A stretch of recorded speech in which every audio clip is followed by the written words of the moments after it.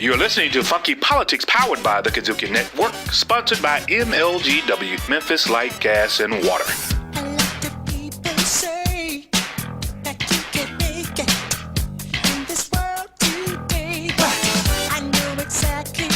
You're listening to Funky Politics, powered by the Kazuki Network. You got DC sitting in the chair right along with Doc Ward, my co-host. Hey, Doc.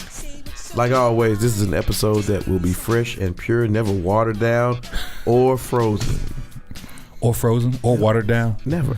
Wow. You know what? But it's cool like ice. The old ice house, Bowling Hughes Ice House from 1890. Funny you should say that, Doc. Yeah. Oh my God. In our studio this evening, we've got a couple of executives from Memphis Light, Gas, and Water. That's right, folks. MLGW, who happens to be our sponsor, and this is Sponsorship Spotlight. We've got CMcCormick, Manager of Water Engineering and Operations, along with AWeaver, Vice President of Engineering and Operations. And I'm not sure though, but I think somebody told me there was like a garage or a building or a basketball floor in the building that was named after you. Because you're such a great guy. Because you're such a great guy. Had nothing to do with 1890 at all. That has more to do with my father than anybody else. Oh, wow. Yeah. We want to get right into this thing and talk about the greatest source of energy, of replenishment we have in our area, and that is our water. And the history behind the artesian wells right here where we sit in the fine city of Memphis. Yeah, the people in Memphis are fortunate to have a water system that has all artesian wells. It's very pure, it's very high quality, and it's very safe to drink. Prior to that, back in the late 1800s, before 1890 or so, people got water from the Wolf River. Ooh, wow. The Loosahachie River. Yeah, that's from the tough. Mississippi River. From Nankana Creek, they get water from those areas, right. And it was an unhealthy place to be. Yeah, sure. When Memphis started the artesian water system, then we got healthy. Yeah. You know, back in those days, they had yellow fever epidemics. Y'all had all sorts of epidemics that were happening here in Memphis because the water was coming from unsafe. Well. Amongst other things, because the water was coming from unsafe place. Well, can you explain that difference between getting water from the Wolf River and what an actual artesian system is? So an artesian system is a well system that has water that's been filtered over time. It fell as raindrops 1,000 years ago and has gone through sand and silt, and then we pump it out.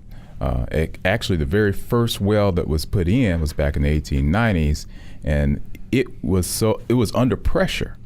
So when they tapped the well, the water came out 20 feet above the surface. Wow. Yeah. So actually, so it's been tapped. The champagne cork has been pulled off the bottle. Right. So, but we get a lot of water. We get all our water from the Memphis Sands, which is the best, one of the best aquifers in the nation. You're listening to Funky Politics, powered by the Kazuki Network. I got a strange, if I can, Doc. I got a strange question. So this sands, is it one place, or is it just under us here in the city?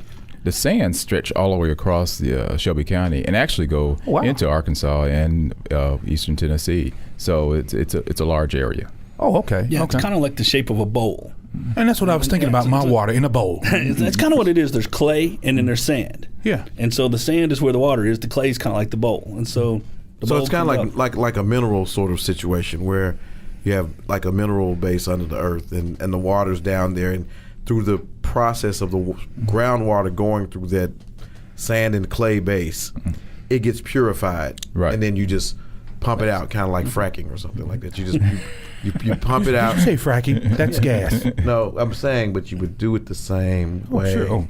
Well, we drill a well. Yeah. And we, but anywhere from because it's not going to just come up out of the ground. Sure. You've got to do something to draw it up. They pump it, but in the beginning, I think you said they. Yeah.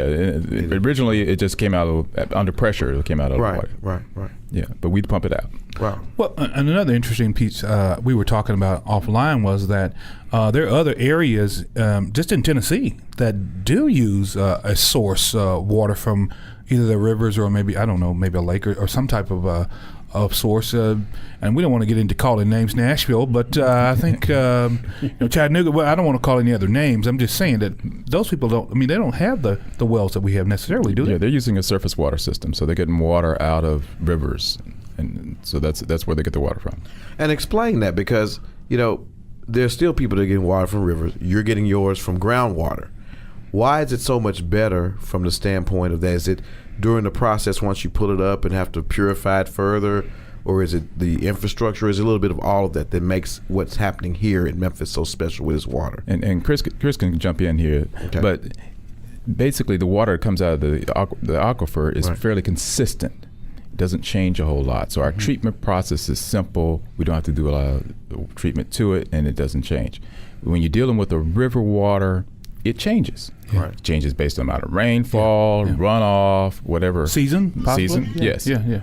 So that changes the process, and because rivers are usually located in one spot as opposed to an aquifer that has it's a bowl across the county, you have to build a very large plant and figure out how to distribute that water all the way across the city. Which costs a lot of money. I lost a lot of money. But does not cost the same for MLGW because you have to go through the same process.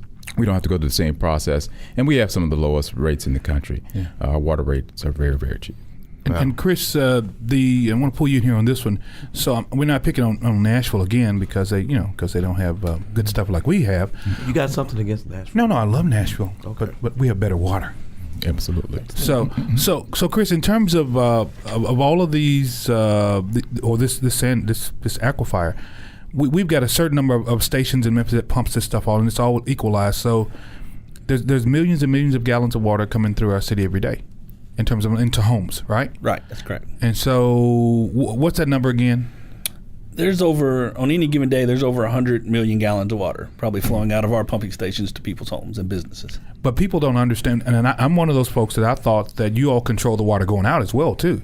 So when it Going goes out from the home. yeah, Going out when it from leaves the home, home, it that has nothing to do with MLGW, no doubt. That's right? correct. That's City Public Works does anything after we provide the drinking water to the house, the clean water, and then after that it becomes a City Public Works thing. Wow. And that water may end up in the river. But I think it does. But let me ask you this: as far as cities go, because we're back to this thing, it's very important. As far as cities go, are there any other cities in the United States that are using the same system of pumping drinking water, the way we're doing it with the well system?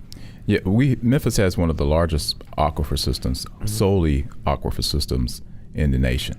We're not the largest. I forgot which city is the largest. There are some cities that use a blend of aquifer water and surface water.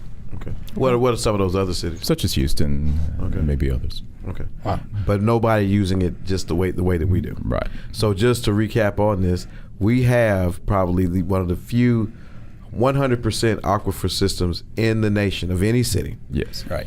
Because our water is so pure, because of the process that it goes through, we don't have to spend a lot of money on infrastructure to treat it.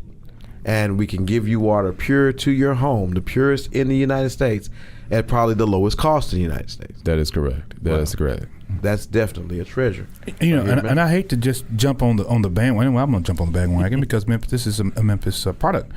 I have friends that come to town all the time, and of course, they stay with you, and they're getting their showers and all that stuff, and they're drinking, and they say, "Man, you're drinking the water out of the shower." Well, yeah. What kind of friends? It's good. It's good water. What kind of friends? But no. People say, "Well, it's not harsh on my body," and I've had some other friends, have had some, real sensitive skin issues, and being from, let's just say, I'm not going to call that part of that part of the country, the Midwest, including Ohio. But anyway, as I was saying again, when I was at that water, it was just so coarse on my body. But when, here, just I don't know. Yeah, our water it's real consistent across the whole county, and the hardness, that's the main part that has to do when you're taking showers and things like that. And our hardness is real consistent, and we don't have to treat it for hardness. When it comes out of the ground, where it comes out is exactly the same hardness as it goes to your house. Whereas when you get water out of surface water systems, rivers, that hardness can be affected by, like you said, how much rain they get, any of that stuff. So we're very lucky in that aspect. Absolutely. Wow. Well, you're listening to Monkey Politics, powered by the Kadukian Network.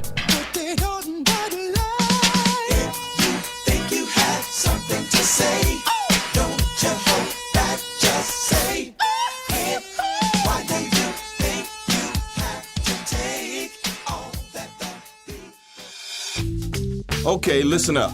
This is Samuel L. Jackson, and I want to talk to you about energy conservation. If your idea of energy conservation is sitting in a hammock underneath a tree, then I'm talking to you. I want you to weather strip around the windows and doors. Use compact fluorescent light bulbs. Repair leaky faucets and toilets. Don't waste energy. Don't make me have to come to your house and inspect it. Call 544-MLGW or go to MLGW.com and tell them Samuel L. Jackson sent you.